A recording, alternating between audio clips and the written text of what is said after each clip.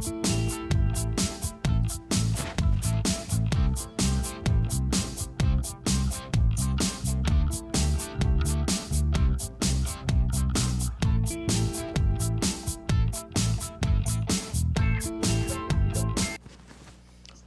मैं अशोक व्यास। कार्यक्रम में आपका स्वागत करने के साथ बधाइयाँ हमें इस बात की कि आज के कार्यक्रम में हमारे साथ जो अतिथि जुड़ रहे हैं उनका अपने अपने क्षेत्र में विशेष योगदान है और उसमें सर्वप्रथम मैं जिनका परिचय करवाने के साथ जिनका स्वागत कर रहा हूँ वो आचार्य बालकिशन जी, फाउंडर चेयरमैन के रूप में हम उन्हें देखते हैं पतंजलि आयुर्वेदा के। तो बालकिशन जी, आपका स्वागत है। आचार्य जी नमस्ते, प्रणाम है। जी बहुत प्रणाम आपको और आपके माध्यम से सभी दर्शक वृंदों को भी मेरी बहुत शुभकामनाएं जी। तो मैं पतंजलि आयुर्वेदा के बारे में और कुछ विस्तार से चर्चा धीरे धीरे करेंगे। मैं अपने अन्य अतिथियों में फ्लोरिडा से हिंदू यूनिवर्सिटी के जो फाउंडर हैं ब्रह्म रतन अग्रवाल जी हमारे साथ जुड़े हैं। ब्रह्म जी, आपका स्वागत है। नमस्ते। नमस्कार, थैंक यू। और एक महत्वपूर्ण संगठन जिसका संबंध वर्ल्ड पीस के साथ है, उसके अध्यक्ष के रूप में और अन्य प्रकल्पों में सक्रिय हमारे मित्र प्रमोद भगत हमारे साथ जुड़ रहे हैं न्यू जर्सी से ही। आपका भी स्वागत है। नमस्ते। नमस्ते। तो प्रारंभ में अपना सौभाग्य और हमारा इस बात के लिए सौभाग्य कि एक विशेष वेलनेस सेंटर की शुरुआत फ्लोरिडा में होने वाली है और पतंजलि आयुर्वेद न केवल पतंजलि के नाम को, पतंजलि जी के नाम को लेकर पूरे विश्व में पहुंचा है, बल्कि उसके द्वारा भारत की एक नई पहचान भी पूरे विश्व तक पहुंची। और उसके मूल में बाबा रामदेव जी के साथ जो अभूतपूर्व योगदान आचार्य बालकिशन जी का रहा है, उसके लिए उनकी सराहना करते हुए सवाल जब हम टोटल हेल्थ आयुर्वेदा के साथ पर करेंगे, उससे पूर्व में बालकिशन जी आप बताइए, आपने मुझे ये स्वतंत्रता दी कि मैं कुछ भी सवाल पूछ सकता हूं। आप बताइए, सफलता जीवन में आप किसे मानते हैं? सफलता हम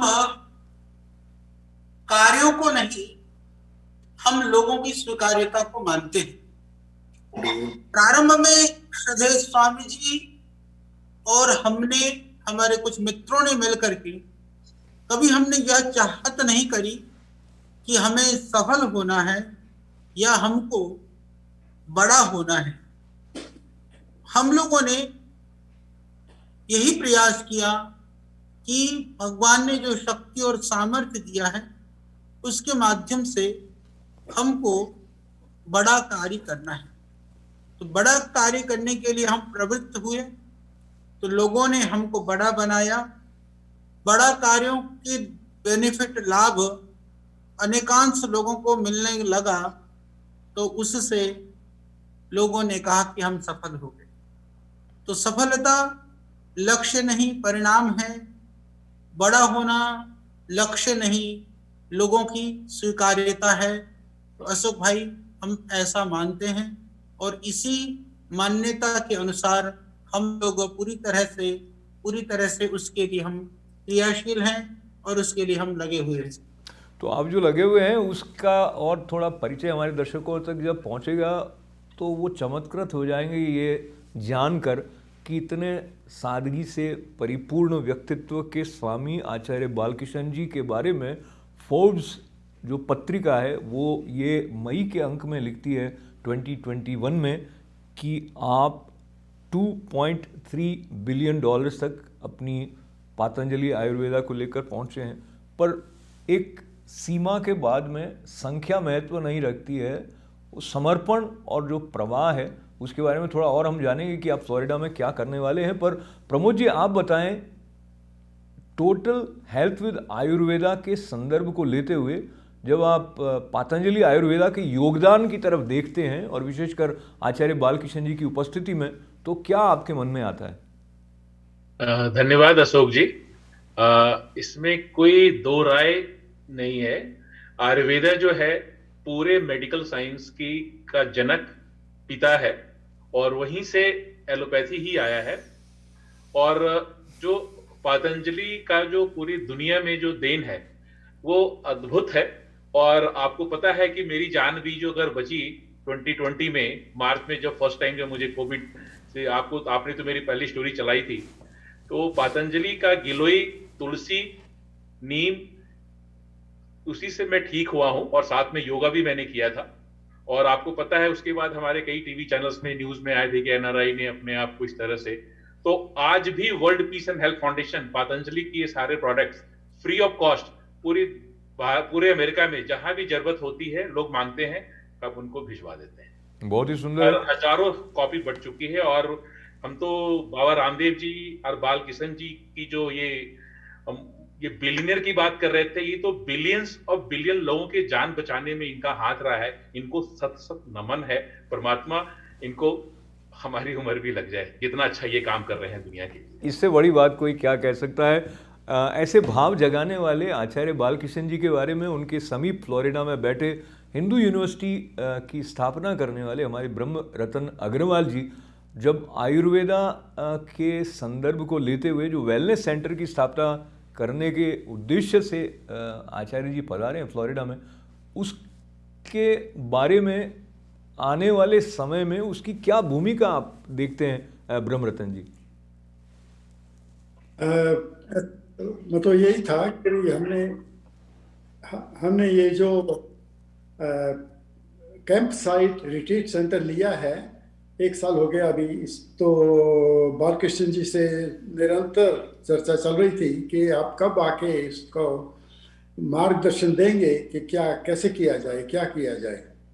तो ये 160 एकर्स थे जो हमने बाई किए फर्स्ट टाइम, और इसमें 200-250 लोग एज इट इज रह सकते हैं अगर योगा का कोई कैंप होता है। उसके साथ 3 कॉन्फ्रेंस सेंटर्स हैं, स्विमिंग पूल है और शैलेज हैं, हाउसेज हैं। तो इस तरह से है। और 140 एकड़ नेक्स्ट डोर एक पीस था, वो भी हमने लिया, तो टोटल 300 एकर्स है। और मुझे बहुत आनंद, बहुत खुशी होती है कि बालकृष्ण जी इतना विशाल दृष्टिकोण है इनका कि हम क्या कुछ कर सकते हैं। इतनी तड़प है उनके मन में कि हम जल्दी से जल्दी कुछ करें। और ऐसा लगता है कि भी अभी ये थिंग्स विल स्टार्ट मूविंग, और हमारा सारा परिवार इसमें इन्वॉल्व है। They all want this to happen. बहुत बहुत सुंदर। वैसे तो एक विद्यालय है या विद्या भारती है, HAF है, विश्व हिंदू परिषद है, RSS है, सबसे हमारा इन्वॉल्वमेंट है। तो बहुत ही सुंदर परिकल्पना। और आचार्य जी फिर से हम एक ऐसी बात की तरफ आपको लिए चलते हैं जिसका संबंध सबसे होता है। हम सबकी क्षमताएं अलग अलग होती हैं और हम अपनी क्षमता को कितना आंकते हैं उसके अनुसार हमारी परफॉर्मेंस होती है। तो अक्सर ऐसा होता है कि हम सोचते हैं अरे इतना तो मैं नहीं कर पाऊंगा।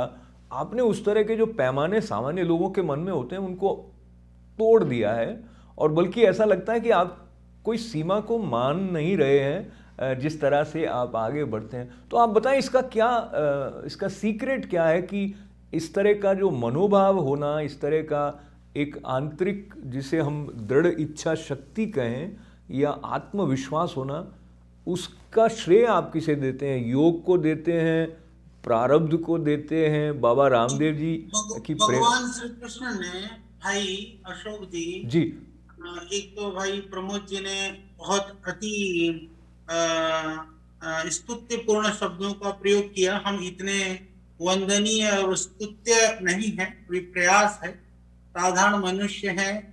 प्रमोद भाई की अतिरेक भावनाएं और संवेदनाएं वो अपने व्यक्त कर रहे थे। और दूसरी बात, भगवान श्री कृष्ण ने भगवद गीता में कहा कर्मण्येवाधिकारस्ते मा फलेषु कदाचन। उसको हम शुक्ल यजुर्वेदीय जो यजुर्वेद का 40वां अध्याय है, वहां पर वेद भगवान स्वयं कहते हैं कुर्वन्नेवेह कर्माणि जिजीविषिच्छतं समा एवं त्वयि नान्यथेदो अस्ति न कर्म लिप्यते नरे। ये मानव का ये स्वभाव होना चाहिए कि हम कर्म करने में स्वतंत्र हैं, कर्म करने में, पुरुषार्थ करने में कभी हम कोताही ना बरतें। हम जो है उसके लिए पूरी ताकत और ऊर्जा लगा करके हम कर्मों का संपादन करें। परंतु होता क्या है कि हम लोग फल की चाहना में पहले से ही विचारमग्न रहने रह जाते हैं। फल की आशा में नानाविध तरह के हर्ष और अतिरेक कल्पनाओं में हम जीना प्रारंभ कर देते हैं। परंतु कालांतर में फिर क्या हो जाता है कि जब वह परिणाम नहीं आता है तो हम दुखी होते हैं। तो हम कर्म योग की साधना करते हुए जब हमने आध्यात्म मार्ग का आलम्बन लिया तो हम लोगों ने संकल्प लिया कि कर्म योग को करते हुए हमारे ऋषि महर्षियों की जो मान्यताएं हैं, अवधारणाएं हैं, जिसे हमें जो हमारी जो आध्यात्मिक विरासत है उनको आगे बढ़ाते हुए योग आयुर्वेद को निमित्त बना करके हम पूरी ऊर्जा और शक्ति के साथ में आगे बढ़ेंगे और उसके माध्यम से जनसेवा करेंगे। इस संकल्प से हम आगे बढ़े थे। हालांकि हम ये नहीं कह सकते, मैं ये कह दूं कि कतई भी कर्म की अभिलाषा रहित होकर के हम कर्म करते हैं, यह तो थोड़ी अतिशयोक्तिपूर्ण बात होगी। पर मैं ये जरूर कह सकता हूँ कि कर्म की लालच, जो फल की लालसा जो है, कर्म करते हुए न बने या नगण्य रहे या न्यूनतम रहे, ये प्रयास सततः बना रहता है। वो हमारी साधना का एक पार्ट है, साधना का वह एक प्रकार है। तो हम इसके माध्यम से अपने आध्यात्म योग के साथ में, कर्म योग की पूरी शक्ति के साथ में, पूरी ऊर्जा के साथ में आगे बढ़े होते हैं। इसलिए हमको भय या डर नहीं लगता है। इसकी वजह से कहीं हमें असफलता की चिंता नहीं सताती है। इसकी वजह से प्राप्ति होने पर भी आप ही गिनाते हो कि हम मिलियनेयर हो गए, बिलियनियर्स हो गए, हमको कोई, हमारी सेहत पे कोई फर्क पड़ता नहीं है। कारण क्या है कि हम उस कर्म से परे हैं। उस कर्म में अलिप्त होने का जो सततः प्रयास रहता है, उसका ही यह कारण है। क्योंकि संसार में भगवान ने कर्म करने के लिए हमको अपार सामर्थ्य दिया हुआ है। सामर्थ्य के साथ में परमात्मा स्वयं कहते हैं कि शतहस्त संकिरा सहस्रहस्त समाहर, यानी कि हम 100 हाथों से हम यदि पुरुषार्थ कर करके किसी चीज को अर्जित करते हैं तो फिर सहस्र हाथों से संकीरा, उसको फिर हम बिखरने वाले, फैलाने वाले, बांटने वाले भी बने। जब ये भावनाएं रहती हैं तो आदमी को अंतर में तोष की प्राप्ति होती है, सुख की प्राप्ति होती है, आनंद की प्राप्ति होती है।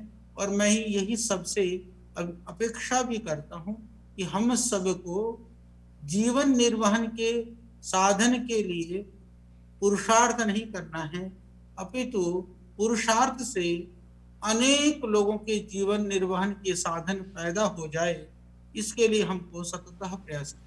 आचार्य बालकृष्ण जी की वाणी के साथ में जिन विचारों तक हम जाते हैं वो हमारे हृदय को प्रफुल्लित भी करते हैं और प्रेरणा भी देते हैं और उत्साह का संचार भी करते हैं। तो ऐसा एक मनुष्य के द्वारा कैसे संभव हो पाता है, उसको समझने का हम थोड़ा थोड़ा प्रयास हमारी बातचीत में कर रहे हैं। हमारे साथ प्रमोद जी और ब्रह्मरतन जी भी हैं। और सवाल अब हम सीधा आयुर्वेद की ओर लेकर चलें तो पातंजलि आयुर्वेद एक प्रकार से सिनोनिमस हो गया है भारतीय पाश्चात्य ज्ञान के द्वारा निरोगी जीवन व्यतीत करने की दिशा में बढ़ाने का। आप ये बताएं, जब इसकी स्थापना 2006 में आपने की थी तो क्या सपना आपने देखा था, और इस बात को जीना कि फल की इच्छा किए बिना पूरे उत्साह से, पूरी शक्ति से, समर्पण से कार्य करना है, उसको जीना अपने आप में एक आसान बात नहीं है। उसके साथ साथ अपना शोध की तरफ भी आपका बहुत अधिक ध्यान है। तो आयुर्वेद के अलावा योग, संस्कृत, वेद और उपनिषद में भी आप पूरी निष्ठा से अपना ध्यान देते हैं। आयुर्वेद की तरफ जो आपका आकर्षण हुआ और जो कुछ शोध आपने किया, उसके बारे में कुछ संक्षेप में यदि बताने की कृपा करें आचार्य बालकृष्ण जी। जी अशोक व्यास जी, मैं आपको थोड़ा सा निवेदन पूर्वक कहना चाहता हूँ। वस्तुतः हमारी जो सामाजिक यात्रा का प्रारंभ तो 93 में ही हो गया था, परंतु हम लोगों ने विधिवत संस्था का गठन 1995 5 जनवरी को किया था दिव्य योग मंदिर ट्रस्ट के माध्यम से। बिल्कुल। श्रद्धेय स्वामी जी और हमने मिल करके उस समय पर एक योग की यात्रा प्रारंभ कर दी थी। और योग यात्रा प्रारंभ करने के बाद में धीरे धीरे फिर लोगों की अभिरुचि, निष्ठाएं और आवश्यकताएं बढ़ती गई। जैसा मैंने निवेदन किया कि प्रारंभ में ही हमने सोचा था, हमें एक चीज और थोड़ी सी हमको पीड़ा देती है, मन को बेचैन करती है, वो यह चीज है कि हमारी जो भारतीय सनातन संस्कृति और जो परंपरा में मानने वाले जो हम लोग सभी भाई बहन हैं, जो आध्यात्मिक जो लोग हैं, उन लोगों में कहीं जो हमको प्रतीत होता है कि हम जो वेदों किलो धर्म मूलम जो एक अवधारणा हमारी रही, सारे धर्मों का मूल वेद रहा, हम सत्य सनातन वैदिक धर्म को सभी धर्मों का आश्रय स्थल मानते हैं, उद्गम स्थल मानते हैं, या हम सबसे अपने आप को प्राचीन मानते हैं। पर उस प्राचीनता में जो सांप्रदायिक भाव है, विविध तरह का मान्यता और सांप्रदायिक जो भाव है, वो एक तरफ देखें तो ठीक है, वो हमको व्यापक बनाते हैं। व्यापक बनाने का मतलब ये हम कहते हैं कि हिंदू धर्म के अंदर बहुत ही लचीलापन है, खुलापन है और उपासना के लिए स्वतंत्रता है। वो एक उसका पॉजिटिव सकारात्मक पक्ष हो सकता है, परंतु जो हम महसूस करते हैं एक नकारात्मक पक्ष ये है कि हम खंड खंड में बढ़ चुके हैं, हमको पता भी नहीं चलता है कि हम धर्म का प्रचार कर रहे हैं कि हम संप्रदाय का प्रचार कर रहे हैं। तो ये थोड़ी सी पीड़ा देती है, और विशेष करके इस तरह की चीजें, वो भारत तो विशाल है, बड़ा है, वहां सब रच बस खप जाता है, परंतु जब हम भारत से बाहर निकलते हैं, जैसे अभी हम लोग बैठे हैं यूएसए में बैठे हैं, तो आप लोग भी जैसे नाना विध तरह के पूज्य संतों, महात्मा, गुरुजनों के सानिध्य संपर्क में आप आते होंगे, तो कभी कभी ऐसा जरूर लगता होगा कि हमें गुरुजी धर्म की शिक्षा दे रहे हैं या हमें संप्रदाय पर जुड़ने की आप प्रेरणा दे रहे हैं। बहुत सही कह रहे हैं आप जी, सोचा था, हमने शुरू में यह सोचा था कि जब हम लोगों ने सोचा था, जब हम लोग हिमालय में तप कर रहे थे, श्रद्धेय स्वामी जी, हम और हमारे साथ में कुछ मित्र मंडली थे, तो जब हम तप कर रहे थे उस समय पर हमने सोचा था हमें भारतीय संस्कृति के लिए, सनातन पद्धति के लिए काम करना है, पर किसी मठ मंदिर आश्रय या गद्दी के आश्रय के बिना हमको आगे बढ़ना है। हालांकि हमारे लिए बहुत सुगम होता किसी मठ, किसी प्रतिष्ठापित संस्थान का आश्रय लेकर के हमें विविध तरह के संसाधनों से हम आगे बढ़ते, तो हमको शायद बहुत संसाधन मिलते, सुविधाएं मिलती, पर जो हमारे मन में टीस तड़प और भावनाएं थी बड़ा कार्य करने की, उन भावनाओं को शायद हम लोग नहीं कर पाते। तो इसीलिए ये सोच रही, भगवान की प्रेरणा रही, तो हमने इस तरह से शुरू किया। तो उसी समय पर हमने सोचा था कि हमें जब किसी तरह से संप्रदाय की सीमाओं में नहीं बंधना है, तो हमें फिर करना क्या है। ये बड़ा जटिल प्रश्न था जो आप पूछ रहे हैं प्रश्न, मैं उसी का ही उत्तर देने का प्रयास कर रहा हूं अशोक भाई, कि उस समय पर हमने, श्रद्धेय स्वामी जी ने, जब हमारे पास कुछ भी नहीं था, ये मैं बात कर रहा हूँ 1994 की मैं बात कर रहा हूँ, हमने उस समय पर संकल्प लिया कि हमें हमारे ऋषियों की जो उदात्त वैज्ञानिक जो विधाएं, परंपराएं और हमारे धर्म का जो आधार है, उसको लेकर के हमको आगे बढ़ना है। तो एक और साधना, तप, स्वाध्याय, शास्त्रों का अध्ययन, यज्ञ अनुष्ठान और हमारे शास्त्रों का पठन पाठन की विधा थी। तो दूसरी ओर हमारे बीच में था, हमने कहा कि योग और आयुर्वेद, दो विधा को हम आगे बढ़ाते हुए आगे बढ़ेंगे, क्योंकि हमारी संस्कृति को सार्वभौमिकता के साथ साथ में सर्व स्वीकार्यता बनाने में ये दो जो आधार है बहुत उपयुक्त हो सकते हैं। यह हमारे मन में भाव हुआ, श्रद्धेय स्वामी जी ने विचार किया और हम लोग इसके लिए प्रवृत्त हो गए। पर मैं जो बड़ी बात बताना चाहता हूं कि उस समय योग को लेकर के इतनी बड़ी स्वीकार्यता नहीं थी। दुनिया में योग को लेकर के भ्रांतियां भी थी। अब योग विदेश में आकर के, आपके यूरोपियन कंट्रीज में, यूएस में आकर के वो योगा बन गया था। लोगों ने उसको कहीं फैशन का और कहीं कुछ अपने अलग अलग तरह की सिर्फ आसन और व्यायाम में उसको सीमित कर दिया था। तो उस स्थिति पर योग को पुनः स्थापित करना ये सुगम कार्य तो था नहीं, परंतु निरंतर पुरुषार्थ, अथक अखंड प्रचंड पुरुषार्थ, श्रद्धेय स्वामी जी का लाखों लाखों किलोमीटरों की यात्रा, लाखों लाखों लोगों के बड़े बड़े शिविरों का आयोजन, वो ऐसा रहा कि कालांतर में या धीरे धीरे सनई सनई कुछ काल के पश्चात लोगों की स्वीकार्यता का स्तर बढ़ता ही गया और पूरी दुनिया ने आज योग को जाना। और आदरणीय हमारे माननीय प्रधानमंत्री मोदी जी के सत प्रयास से आज वैश्विक स्तर पर योग की स्वीकार्यता बन गई है। उसी समय पर फिर हम लोगों ने सोचा था कि आयुर्वेद को भी आधार बना करके सेवा करेंगे, तो लोगों की आवश्यकताएं और स्वीकार्यता बढ़ती गई, और लोगों की स्वीकार्यता को पूरा करने के लिए हम दिन रात एक करके जुटते ही रहे और आज भी जुटे हुए हैं। उसका ही एक परिणाम है। आदरणीय ब्रह्मा जी बैठे हुए हैं सम्मुख, इन्होंने 1 वर्ष पूर्व हमसे इस कार्य के लिए, हालांकि पहले से ही परिचित हैं, इन्होंने कहा कि आप इस तरह का हमारा विचार है। मैंने स्पष्ट कहा था कि हमें हिंदू समाज, संस्कृति, सनातन परंपराओं को हमें खंड खंड टुकड़ों में बटे हुए को समाज को जोड़ने के लिए कुछ ऐसा उपाय करना चाहिए, और उसके लिए संगठनात्मक रूप में हमें आगे आना चाहिए। आपने इसको स्वीकार किया। अपने पवित्र धन से जो अर्जित एक संपत्ति, प्रॉपर्टी, उन्होंने कहा कि आचार्य जी आप जैसा चाहें इसको उस तरह से आप प्रयोग कर लीजिए और इसके लिए योजना बनाइए। उसी समय पर हमने फिर एक योजना बना करके ये संपूर्ण एक तरह से इसको वैदिक रिट्रीट या पतंजलि वेलनेस के रूप में हम इसको प्रारंभ करने जा रहे हैं अशोक जी और प्रमोद जी। आपको भी अच्छा लगेगा सुन करके, और जितने भी हमारे दर्शक भाई बंधु इसको सुन रहे हैं उनको भी बहुत अच्छा लगेगा कि अमेरिका के अंदर में बहुत सारे मसाज सेंटर खुल गए हैं।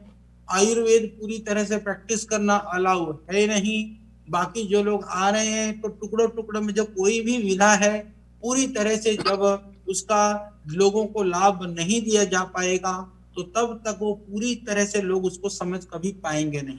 आचार्य जी, तो मैं जब आपको आदमी जी मैं आपकी अनुमति से आपको इंटरप्ट करते हुए ये आपसे निवेदन कर रहा था कि जो एलोपैथी है और आयुर्वेदा है इसमें मूल रूप से क्या अंतर आप देखते हैं, और कई लोगों के मन में ऐसा रहता है कि क्या पता आयुर्वेद से मेरा सचमुच जो समस्या है, जो भी शारीरिक कष्ट है वो दूर होगा या नहीं होगा। तो टोटल हेल्थ की दृष्टि से जब हम आयुर्वेद को देखते हैं तो समग्र दृष्टि भी है और आपकी अन्य बातें भी विस्तार की मांग करती हैं, पर अभी मैं निवेदन आपसे ये दोनों के बीच अंतर और इसके महत्व के बारे में मैं निवेदन कर देना चाहता हूँ। देखिए, जब हम संपूर्ण स्वास्थ्य की बात करते हैं तो WHO भी अब ये परिभाषा देता है कि संपूर्ण स्वास्थ्य की परिभाषा ये है कि न केवल सिर्फ शारीरिक लेवल पर, अभी तो वह शारीरिक, मानसिक, आध्यात्मिक और सामाजिक स्तर पर निरोग होने की बात करता है, परंतु हमारे ऋषियों ने हजारों वर्ष पहले कह दिया था कि आयुर्वेद के लिए कि स्वस्थस्य स्वास्थ्य रक्षणम आतुरस्य रोग प्रशमनम चेत, कि जो स्वस्थ है वह रोगी ना पड़े, जो रोगी है वो रोगों से मुक्त रहे, यह इसको आयुर्वेद कहा। और इसको फिर जो स्वस्थ क्या है, स्वस्थ के लिए जो परिभाषा करते हुए समदोषः समग्निश्च समधातु मलक्रियः प्रसन्नात्मेन्द्रिय मनः स्वस्थ इत्यभिधीयते। तो ये बहुत बड़ी परिभाषा है। ये कभी हम व्यापकता से आपको समझाएंगे। मैं इतना ही कहना चाहता हूँ, बाकी पैथियां बीमार होने के बाद में वह रोगों को मैनेज करने की बात करती हैं, कंट्रोल करने की बात करती हैं। आयुर्वेद कहता है कि हम रोगी ही ना हो, यदि हों तो उन रोगों से समूल कैसे हम बच सकते हैं, ठीक हो सकते हैं। ये बात आयुर्वेद पद्धति के अंदर न केवल ऋषियों ने कहा है अपितु समाधान के रूप में विस्तृत आयुर्वेद शास्त्र का प्रतिपादन किया है। दुर्भाग्य से जब हम दुनिया के अंदर जब अनेक विध अल्टरनेटिव पैथी या हम बॉटनी बेस्ड मेडिसिन की बात करते हैं तो वहां पर आयुर्वेद की जो स्वीकार्यता होनी चाहिए थी वो नहीं है। हमारा एक ही लक्ष्य है कि इस अमेरिका के अंदर आयुर्वेद की स्वीकार्यता को हम हर हाल में स्थापित करेंगे, उसके लिए कितना भी समय लगे, कितना भी वर्ष लगे, कितनी भी ताकत लगानी पड़े, और आयुर्वेद की स्वीकार्यता के साथ में जो करोड़ों करोड़ों जो रोगी हैं, लाखों लाखों जो भाई बहन हैं, उनको स्वास्थ्य लाभ देने का कार्य भी हम करेंगे। आयुर्वेद की स्थापना नहीं, आयुर्वेद की स्वीकार्यता नहीं, मैं कहना चाहता हूं कि आयुर्वेद की शक्ति से हमको बाकी लोगों को रूबरू कराना है। वह कंप्लीट आयुर्वेद, संपूर्ण आयुर्वेद, ऋषि प्रोक्त आयुर्वेद, और उस आयुर्वेद की पुनर्स्थापना यहाँ होगी। तो अंधकार को भगाने के लिए अंधकार के पीछे दौड़ना नहीं है हमको। आयुर्वेद के लिए लोग कहते हैं कि आयुर्वेद को मानते नहीं है, अस्वीकार करते हैं, आयुर्वेद को लेकर के भ्रम है, भ्रांतियां हैं। मैं अशोक भाई निवेदन करना चाहता हूं, उस भ्रम भ्रांति और अस्वीकार्यता में कहीं ना कहीं हम स्वयं कारण हैं, उसमें दूसरा कारण नहीं है। क्योंकि हमने संपूर्ण आयुर्वेद न समझने का प्रयास किया, न हमने संपूर्ण आयुर्वेद दुनिया को देने का प्रयास किया। तो यह जो वेलनेस सेंटर होगा, ये संपूर्ण आयुर्वेद का, संपूर्ण योग का, संपूर्ण प्राकृतिक चिकित्सा का एक इंटीग्रेटेड, या मैं कहूं कि पूरा होलिस्टिक अप्रोच का एक ये संस्थान बनेगी। इस संस्था के माध्यम से लोगों को सही चिकित्सा, सही जानकारी, सही अनुसंधान, और यहाँ एक समस्या आती है यूएस के अंदर में, वो आयुर्वेदिक औषधियों को भारत से लाने के लिए, इसके विषय में भी मैं आपके माध्यम से कहना चाहता हूँ। ब्रह्म अग्रवाल जी बार बार 160 एकड़ की बात कर रहे हैं, मैं बताऊं 160 एकड़ नहीं है, वो थोड़ा संकोच कर रहे हो, 300 एकड़ जगह है जहां वो अभी संस्था बनने वाली है, और वो पूरी तरह से कार्य भी शुरू हो चुका है। वहां पर भारत से बनी हुई औषधियां ला करके प्रयोग करना तो मना है ना। यदि उन जड़ी बूटियों को यदि हम यहाँ पर उगा लेते हैं, और यदि उनकी एक्टिव कंपाउंड्स और केमिकल एनालिसिस हम करेंगे, उसकी गुणवत्ता, कुछ गुणवत्ता तो भारत की और यहाँ की क्लाइमेट की दृष्टि से हमने अनुभव किया है कि ज्यादा फर्क नहीं है। भारत के बहुत सारे हमारे भाई लोग, हमारे साइंटिस्ट, डॉक्टर्स, इंजीनियर्स यहाँ आकर की खेतीबाड़ी भी कर रहे हैं। हमने कल देखा, हम नायक बालाजी और उनका पूरा ग्रुप है, वो लोग करीबन हजारों एकड़ में जो है खेतीबाड़ी कर रहा है। यहाँ पर सब उगा रहे हैं। जब सारी खेतीबाड़ी हो रही है, यहाँ पर बेहतरीन आम की वेराइटियां हो रही हैं, यहाँ पर जो है कटहल लगा रहे हैं, यहाँ पर आप जो है विविध तरह के दूसरे फल लगा रहे हैं, तो जड़ी बूटियां भी अवश्य ही होंगी। और उन जड़ी बूटियों को उगा करके पहले हम एकल औषधि के रूप में प्रयोग करेंगे, बाद में उनका रस निकाल लेंगे, बाद में उनको थोड़ा एक्सट्रैक्ट भी कर लेंगे, थोड़ा उनके टैबलेट्स भी बना लेंगे। तो यह हमारा आयुर्वेद अमेरिका से ही शुरू होकर के यहाँ से बढ़ेगा, क्योंकि वहां का जो आश्रय है, भारत का आश्रय सिर्फ ज्ञान का होगा, सिर्फ हमारी विधा का होगा। हमारा यह पूरा प्रयास है, इस प्रयास को हम करेंगे, और ये पूरे कार्य को हम कमर्शियल भाव से नहीं, व्यवसायिक रूप में नहीं, अपितु ट्रस्ट के अधीन में, ट्रस्ट के रूप में करेंगे। और इससे शुरू में पूरा ब्रह्म जी का परिवार पूरी तरह से, भाई सुरेश जी और रोहिणी बहन, माता कृष्णा जी, ये सब लोग पूरी तरह से लगे हुए हैं। उनके अकेले ही उसकी स्थापना कर रहे हैं, पर आगे हमारी इच्छा है कि लोगों के सहयोग से, कि सब लोगों का यह एक ये संस्था बने, ये सामूहिक संस्था के रूप में ये आगे बढ़े, और हम बड़े स्तर पर इसके लिए हम काम करने वाले हैं। और हमें विश्वास है और सबको इसका लाभ मिलेगा। जब कहते हैं ना कि इतनी गुंजायमान हो कि वो लोगों को अपना पता चले। आचार्य जी, आपके वचनों को सुनते हुए जैसे एक उत्साह हिलोरे लेने लगता है, और साथ ही मैं चमत्कृत और विस्मित हो जाता हूँ ये देखते हुए कि कितने सारे आयामों के बारे में आपने बड़ी गहराई से, उनके अलग अलग जो डिटेल्स हैं उसके बारे में भी सोचा ही है। समस्याओं को देखने के साथ उनके समाधान भी दूरगामी आपने जो सोचे हैं, और उसके मूल में जो सनातन संस्कृति और एकात्मकता का भाव और सेवा का सेवा की जो भावना है, उसको भी मैं भी प्रमोद जी के साथ नमन करते हुए, पुनः ब्रह्म रतन जी का जो नाम है वो ब्रह्म है, तो ब्रह्म से दूर करने में ब्रह्म जी का जो आपको साथ मिला है, निश्चित रूप से सफलता की तरफ आप बढ़ेंगे, और आपकी सफलता में हम सबकी सफलता भी है। समय की सीमा को देखते हुए मैं एक तो आपसे एक प्रश्न पूछना चाहता था, जिसका संबंध एक व्यावसायिक समझ के साथ होता है। व्यावसायिकता का अर्थ ये नहीं कि हम व्यावसायिक हो जाएं, लेकिन जिस तरह का मैदान होता है उसके नियमों को समझते हुए कार्य करना।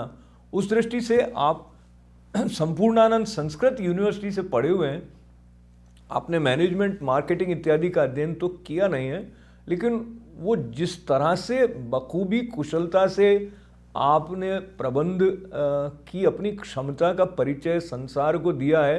और पुणे में अपने कुछ दर्शकों के लिए इस बात को दोहरा दूं आपकी अनुमति से कि फोर्ब्स मैगजीन ने जो पतंजलि आयुर्वेद के द्वारा, जिसके फाउंडर चेयरमैन आप हैं, वो $2.3 बिलियन तक जा पहुंची है, वो हमारे लिए सौभाग्य की बात है।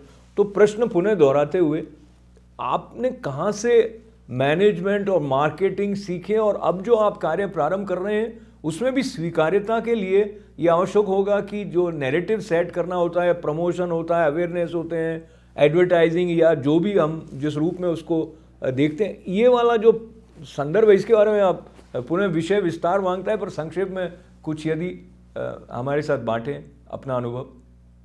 अशोक भाई, मैं दो बातें आपके सामने रखना चाहता हूँ। पहले तो देखिए, सब भारतीयों के लिए और कम से कम भारतीय सनातन परंपराओं पर विश्वास रखने वाले लोगों के लिए जो पूरी दुनिया में कहीं भी बसते हैं, उनके लिए बहुत गौरव और गर्व की बात है, क्योंकि अनलिस्टेड कंपनी जिसकी अभी लिस्टिंग भी नहीं हुई है, जिसका अभी आईपीओ भी नहीं निकला है, यदि विदेशी कंपनी आकर के मजबूरन उसकी इतने वैल्यू आकलन कर सकते हैं, उसकी ब्रांड की या उसके कंपनी की वैल्यू, तो ये हमारे लिए बड़ी बात है कि जो लोग आज अपनी कंपनी के वैल्यूएशन के लिए अलग अलग तरह के प्रयास करते हैं, बिना प्रयास करे ही लोग उस कंपनी का एक नेटवर्क से या उसकी जो पूरी ब्रांड वैल्यू लगा करके उसको यदि प्रचारित करते हैं, तो हमारे लिए बड़ी खुशी की बात, पहली बात। दूसरी बात यह है कि जैसे मैंने कहा कि हम काम करते हैं, हमको कोई इसकी चिंता नहीं होती है कि हमको कितना प्रॉफिट होगा या लॉस होगा। हम एक ही भाव से काम करते रहते हैं कि लोगों की जो आवश्यकता है उनके लिए हम क्या कर सकते हैं। पतंजलि आयुर्वेद की उत्पत्ति ही हम लोग जहाँ हरिद्वार में रहते हैं उसके पास में जो है किसान लोग आंवला वगैरह बहुत लगाते थे। लोग आए, कहने लगे कि आंवला बहुत हो गया, खरीदने वाला कोई नहीं है और आंवले के पेड़ काटना चाहते हैं। तो हमने ये नहीं सोचा था कि आंवले का कभी कोई मार्केट कितना बड़ा होगा, तो आंवले का जूस भी खरीदेगा कि नहीं खरीदेगा। हमने कहा इन किसानों की समस्या दूर हो जानी चाहिए, यानी लोगों की समस्या के निराकरण के लिए हमने इसको शुरू किया और ये बड़ा हो गया। दैवीय कृपा है। मैनेजमेंट के लिए जहां तक है, हम ऐसा मानते हैं कि जब आप किसी भी विषय में आप एक्सपर्ट तो नहीं हो सकते हैं, परंतु यदि आपका जो नॉलेज है, यदि बेसिक नॉलेज स्ट्रॉन्ग है, तो आप किसी भी चीज को मैनेज कर सकते हैं। ये मेरा मानना है। और उसी भाव से जब किसी भी काम को हमको करना होता है, बिजनेस में अलग अलग चीजों का सामना करना पड़ता है, तो हम उसको पहले समझने का प्रयास करते हैं, उसके गहराई में जाते हैं, घबरा करके नहीं, हतोत्साहित होकर के नहीं, हताश निराश होकर के नहीं, आप ऊर्जा से परिपूर्ण होकर के, सकारात्मक होकर के समस्या के जड़ तक जाने का प्रयास करेंगे, तो समाधान भी मिलेगा। समाधान मिलेगा तो नया रास्ता भी मिलेगा। नया रास्ता मिलेगा तो जो आपको चाहिए वो उसको आप कर सकेंगे। बहुत बहुत धन्यवाद है। नए रास्ते की तरफ बढ़ रहे हैं। वेलनेस सेंटर के माध्यम से एक और संभावनाओं का जो प्रचुर स्थल प्रकट होने वाला है फ्लोरिडा में, उसके मूल में जो ब्रह्म रतन अग्रवाल जी और उनका परिवार है, उनकी तरफ जाने से पहले प्रमोद जी, जो कुछ आपने आचार्य बालकिशन जी से सुना, तो भारतीय समुदाय के लिए ये गौरव की भी बात है। और क्या कुछ आप देखते हैं आने वाले समय में किस रूप में सक्रिय होता आपको दिखाई दे रहा है ये जो वेलनेस सेंटर जिसकी स्थापना आचार्य बालकिशन जी के द्वारा हो रही है? बिल्कुल अशोक जी, मंत्रमुग्ध हो उनकी बातों को, शब्दों को बड़े ध्यान से सुन रहा था। सनातन, सत्य सनातन का मतलब ही है वसुधैव कुटुंबकम। और बाबा जी जिस तरह से काम कर रहे हैं, बिलियन सब लोगों का जो उन्होंने जान बचाया है आयुर्वेद के माध्यम से, और सबको पता है कि ये आयुर्वेद की जननी अपनी सत्य सनातन परंपरा ही है, जहां से पतंजलि ऋषि और हमारे जो सनातन से सारी जो विधा आई है, और जितनी सारी जो अलग अलग पैथी है सब तो उसी से निकला हुआ उसका एक छोटा छोटा रूप है। तभी तो हम कह रहे हैं कि ये जो है ये एक छोटे छोटे ब्रदर्स, सिस्टर्स, सन्स, बाकी जननी तो आयुर्वेद ही है और दुनिया इन चीजों को मानने लगी है। इसका अनुभव हमने इस कोविड पीरियड में खुद देखा है। क्या white people, black people, Spanish, they all love this all the, यहां बस उसका नाम थोड़ा चेंज है, herbal product, natural product without FDI approval.